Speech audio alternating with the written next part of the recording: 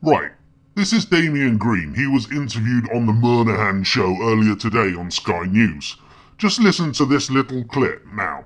And I think that's what will happen. But it's absolutely clear that the sensible way to have this debate is outward facing with the British people. I will be seeking, and others will be seeking, to persuade the British people, and particularly in my case Conservative supporters, that it's in our interest, it's in Britain's interest as a country to remain a member of the European Union. That we Sounds reasonable, doesn't it? Have an outward debate with the British people about whether we should be governed 100% by the EU. However, listen to what he now goes on to say when questioned further.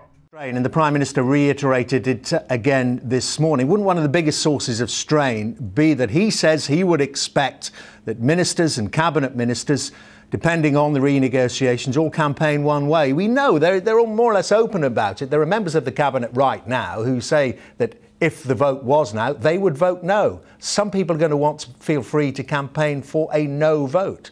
So in case you didn't catch that, what he's saying is, regardless of the outward debate with the British people, whatever the Prime Minister decides, whether to back yes to stay in the EU or no to come out, he expects all of his Conservative MPs to follow him. Meaning that your opinion, if you disagree with David Cameron, means fuck all. Listen to Damian Green's reply. Well, I think there's two things about that. First of all, nobody knows what the renegotiations are going to achieve yet. So, we're not going to have a referendum now. We're going to have a referendum after the renegotiations. And secondly, it's clearly up to the Prime Minister, this Prime Minister or any Prime Minister, to say the level of discipline he requires from his ministers. And obviously people, it's blindingly obvious, but people are always free to leave the government. If they say this is such a matter of principle for me, I can't support what the government is doing on this matter or any other matter, then they can leave the government.